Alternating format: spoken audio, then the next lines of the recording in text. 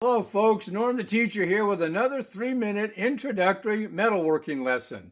This video is just going to be about some tidbit pieces of information that introductory people just getting into metalworking need to know. And you may wonder why I don't have my hat on. Well, I don't have my hat on because now the weather's starting to warm up a little bit and I feel like I can shed my hat at least because I don't heat my house during the winter. That's why I always have it on when I'm inside.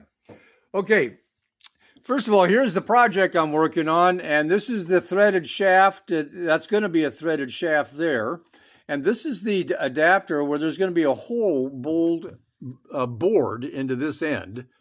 And this here will hold that hole. And then into that hole will go this end of the light.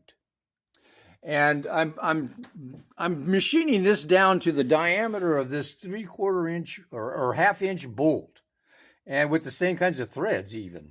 And so this shaft will thread into there. Think of the bolt as this adapter. Now this gap that you see here, okay, that's what this is going to fill. And then the light will be, in that bored hole there, a big bored hole there. So I'll show you more on that when I get it down. It's almost down to the proper diameter now. But here's a tidbit.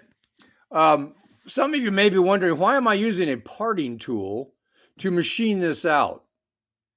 The reason I'm doing it is I want straight edges here and straight edges here. I want these surfaces perpendicular to the shaft area, what's going to be the threaded shaft.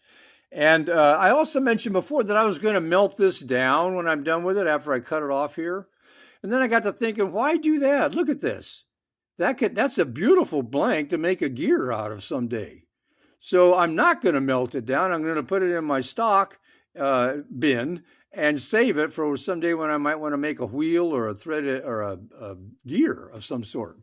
Okay, another tidbit I want to show you before I run out of time here is what run out looks like. I'm going to turn it on. Look at that run out right there. Look, see that wobble?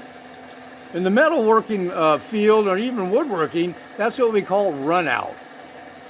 And a lathe is a perfect machine to cut away run out.